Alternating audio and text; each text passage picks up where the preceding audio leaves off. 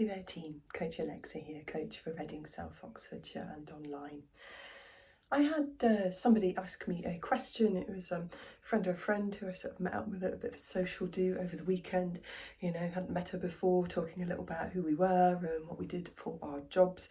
And I always get questions when I say that part of what I do is running coaching, particularly if the person in question is a runner.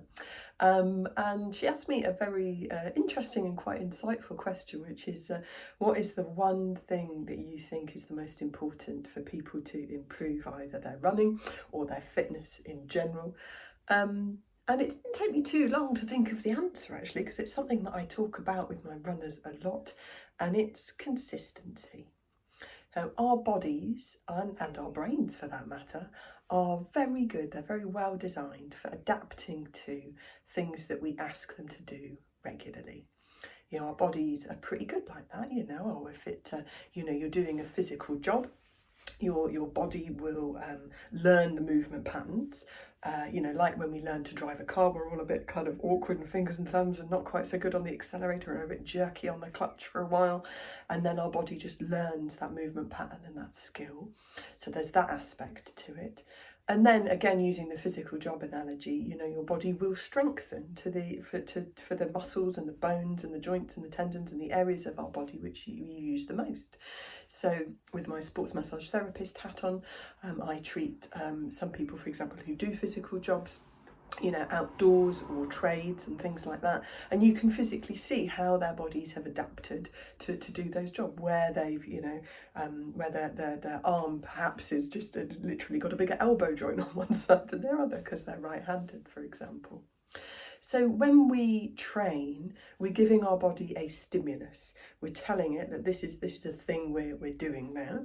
And that once we've given it that stimulus with a training session or a run or something like that, it goes away and does that adaptation. And with that consistent stimulus, plus all the good stuff like recovery, like myself and Calvin have talked about at length over the years, then that's how we make progress. Now, you can get as brilliant and jazzy as you like with different training programs, different approaches.